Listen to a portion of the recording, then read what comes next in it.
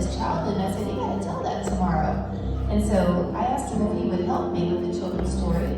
And then what we're gonna do, you have to listen really close, because after he gets done telling you the story, I'm gonna ask you some questions. So put on your listening ears, open your listening eyes, open your listening nose. Oh no, close your listening mouth. Are you ready for a story for Mr. Dan and the questions? Well, I'm going to tell you about the time when I was 5 years old. My father was in construction. Does anyone here have a father that's in construction? Yes, that's what my father did. He did construction. Well, not always could he find a job building things, but sometimes he had a job taking things apart. And he had gotten a job tearing down an old building. And he and a couple of his hired hands began to dismantle the building, and first they put some wood in this pile, and that was all the joists. And then they took all the 2x4s and they put them in this pile. And they put switches and electrical in this pile. And I would go around when I was 5 years old, and I would play with this and that. I'd play with the switches and so forth. But they had one pile that they started taking out this soft, fuzzy stuff. This soft, fuzzy stuff. And it was all in the walls. And they began to take this out and they put it in a pile. And he said it was called rock wool. Now that was before they had some of the nicer insulation. It was rock wool. And my dad said to me, now don't touch that. Now, that made me really curious. Why was it that I couldn't touch that? And they went back to working, tearing down the building. So I sneaked over a little bit, and I thought, he won't see me. Why don't he tell me not to touch that? So I reached down and I touched it. It felt so soft. I said, well, I think he just doesn't want me to have any fun. And so I said, that pile's taller than I am. I think I will jump in it. I took a leap and jumped in it, and it felt so soft, it cushioned me, and I went way down in there. And I stood up, and I jumped in it again, and I jumped in it again. And all of a sudden, something was beginning to bother me. It felt like a little ant was in my neck. And I started scratching it. And then I started scratching here and scratching there. And pretty soon I was the most miserable little boy you ever saw. I began to cry. My eyes were really red. And I was having trouble breathing. And my dad said, when I went to him crying, and he said, have you been touching that insulation? And I said, yes, I didn't see why I should, and it felt so soft, and I've been jumping. And he goes, oh no, you weren't jumping.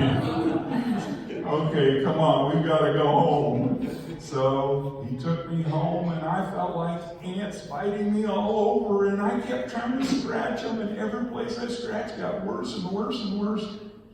Well, he told my mother, and she ran a warm bath water for me and got some soap and began washing me all over. And finally, I got a little bit of relief from that.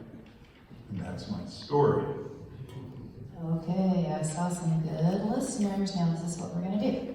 I'm going to ask you some questions. And the way you're going to answer the question is either with a yes or a no. Now, we're going to demonstrate. If it's a yes answer, you're going to raise your hands like this. Okay, everybody practice that with me. Yes. Good. If it's a no answer, you're going to do this.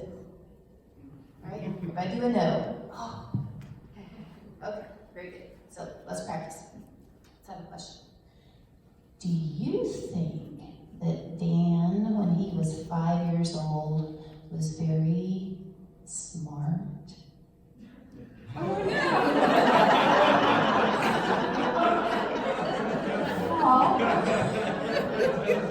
Do you think that Danny's dad, when he was 5 years old, loved him a whole lot? Yeah, he sure did. He sure did. All right. Do you think Dan was sorry when when it started to itch? Was he sorry? Yeah. Do you think that when he first looked at that pile of soft stuff that he thought he was going to get in trouble? No, he didn't think it. Otherwise, he would have got in there, right? He was actually, he was a little smart, wasn't he? Okay. Do you think that Dan's dad loved him? Yeah, we already asked that question, didn't we? Is there a story in the Bible that this story reminds you of? Pablo, yeah. All right. Pablo, we're going to ask you more than a yes or no question. What is the story in the Bible this reminds you of? I do not know. All right. Can anybody think of a story in the Bible when somebody was supposed to not do something and they did it anyway? When Moses hit the rock instead of speaking to it. It's an excellent example. Moses hit the rock instead of speaking to it, and he got in trouble, didn't he? He didn't get to go into the promised land with everybody. All right. Is there another story in the Bible? Does anybody? Yes, ma'am. Adam and Eve eating the fruit. It looked good, didn't it? Did they? Okay, back to yes or no. Did they think it was going to hurt them? No. Did God love them very much? Yeah. Was he trying to protect them? Yeah. And did he find a way to help it be all better at the end? How did he do that? How did God make it all better at the end? Dan had to take a bath. What did God do? An angel to block it. Well, that was earlier. He sent an angel to block it, so they couldn't go back into the garden. That's right. God sent to die. Yes. God sent his son Jesus to make it all right. And he washed us clean. And when we believe in that and we believe in Jesus' gift for us, then we're all clean. And that's a beautiful, beautiful thing. I am so glad that Mr. Dan was willing to share his story with us today. And thank you all for being such good question answers. Well done. All right.